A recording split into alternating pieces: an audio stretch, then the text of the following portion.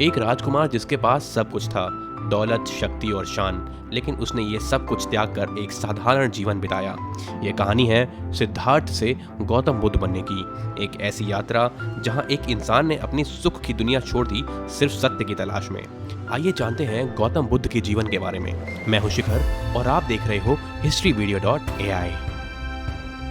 दोस्तों, गौतम बुद्ध ही बुद्धिज्म धर्म के फाउंडर थे और उनका जन्म लुम्बिनी में हुआ था, जो कि कपिलवस्तु के पास है, जो कि आज की डेट में नेपाल के पास है। इनका जन्म 567 बीसी में हुआ और जन्म के 5 दिनों बाद ही इनके नामकरण का समारोह हुआ और इस आयोजन में 8 ज्योतिषियों को बुलाया गया था और बालक का नाम सिद्धार्थ रखा गया। सिद्धार्थ का शाब्दिक अर्थ होता है कि वो जो अपने लक्ष्य को पाता है। इनका पारिवारिक नाम गौतम था, इसीलिए इनका पूरा नाम पड़ा सिद्धार्थ गौतम। इनके पिता का नाम सिद्धोधना था, जो कि साक्य क्लैन के हेड थे। साक्य क्लैन एक रिपब्लिकन क्लैन था और सिद्धार्थ की माता जी का नाम था माया देवी और इनका नामकरण के 7 दिनों बाद ही उनकी माता की मृत्यु भी हो गई। इसलिए सिद्धार्थ को पाल पोस कर बड़ा करने की जिम्मेदारी माया देवी की बहन प्रजापति गौतमी को दी गई। इनके जन्म के समय जिन 8 ज्योतिषियों को बुलाया गया, उनमें से 7 ज्योतिषियों ने यह कहा कि या तो बालक चक्रवर्ती सम्राट बनेगा या तो फिर एक सन्यासी। लेकिन 8वें ज्योतिषी ने भविष्यवाणी की कि सिद्धार्थ निश्चित रूप से एक सन्यासी होगा।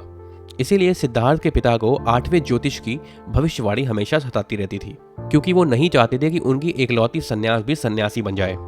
इसीलिए सिद्धार्थ के लिए उन्होंने एक महल बनवाया, जहां पर उन्होंने सारी आराम की और सुख की चीजें रखवा दी और सिद्धार्थ को हर तरह के दुख और निराशा से दूर रखा गया और 16 साल की उम्र में ही उनकी शादी भी करवा दी गई।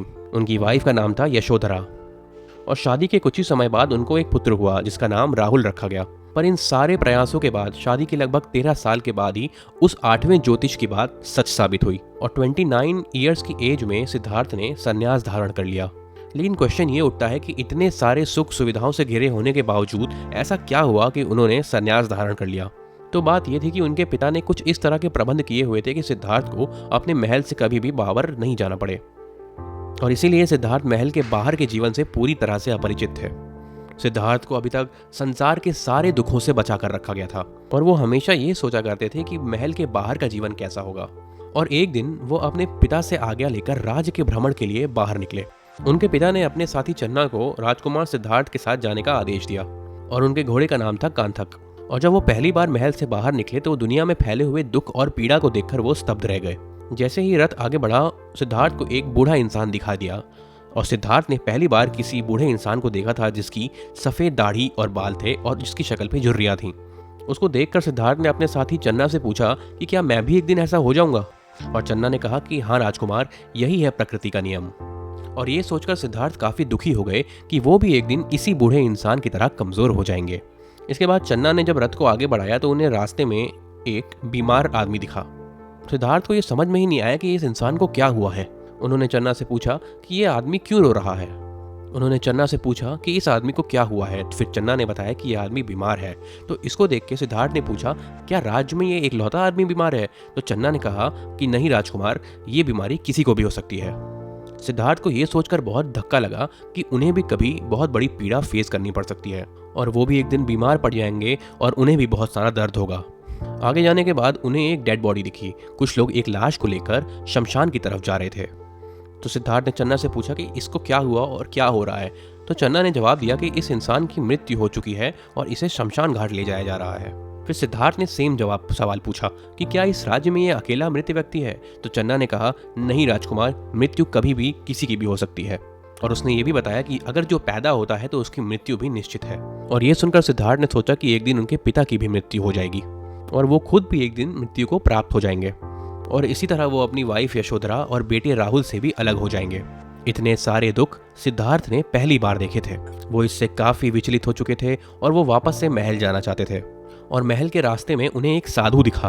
उसके चेहरे पे काफी तेज और शांति भी थी और उन्होंने चन्ना से पूछा कि ये व्यक्ति अलग क्यों है और ये सबसे ज्यादा ही अलग क्यों दिख रहा है। चन्ना ने बताया कि ये एक साधु है जिसने संसार के सारे सुख सुविधाओं का त्याग कर दिया है और जीवन में सत्य की तलाश पर है। इसके बाद सिद्धार्थ महल तो वापस पहुंचे, लेकिन सिद्धार्थ अभी तक उन्हीं लोगों के बारे में सोच रहे थे जिन्होंने उन्हें रास्ते में देखा था। और इसी सोच के बीच उन्हें एक सन्यासी का ख्याल आया जिन्होंने उन्हें देखा था।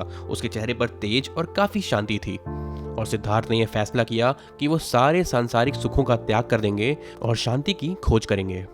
और इसी तरह सिद्धार्थ ने 29 ईयर्स की एज में संन्यास को ग्रहण किया। संन्यास लेने के 7 साल तक लगभग वो डिफरेंट टीचर्स और डिफरेंट गुरुज के पास ज्ञान लेने जाते रहे और उनसे जो कुछ भी वो सीख सकते थे उन्होंने सीखा। पर इतने सारे प्रयासों के बाद भी उन्हें एनलाइटनमेंट नहीं मिला और अपनी इस जर्नी में आगे बढ़ते हुए सिद्धार्थ बोध गया पहुंचे और इस समय तक उनकी एज 35 हो चुकी थी। बोध गया में रिवर निरंजन, जिसे फाल्गु रिवर भी कहा जाता है, उसके नीचे पीपल के पेड़ की छांव में उन्होंने मेडिटेट करना शुरू किया। 49 डेज तक लगातार मेडिटेशन करने के बाद फाइनली उन्हें एनलाइटनमेंट मिला और बुद्धिज्म में इस स्टेट को निर्वाणा भी कहा जाता है। और एनलाइटमेंट मिलने के बाद सिद्धार्थ गौतम को बुद्धा के नाम से जाना गया, क्योंकि बुद्धा का मतलब होता है द एनलाइटेंड वन। और एनलाइटेंड होने के बाद बुद्धा ने सारनाथ में अपना फर्स्ट सरमन दिया।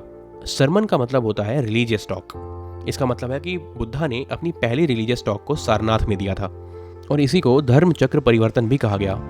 इसके बाद उन्होंने बुद्धिज्म धर्म को फाउंड किया और जगह जगह घूमकर इसका प्रचार भी किया और लगभग 80 ईयर्स की एज में उनकी डेथ हो गई। उनकी डेथ कुशीनगर में हुई और इस इवेंट को परिनिर्वाणा कहा जाता है।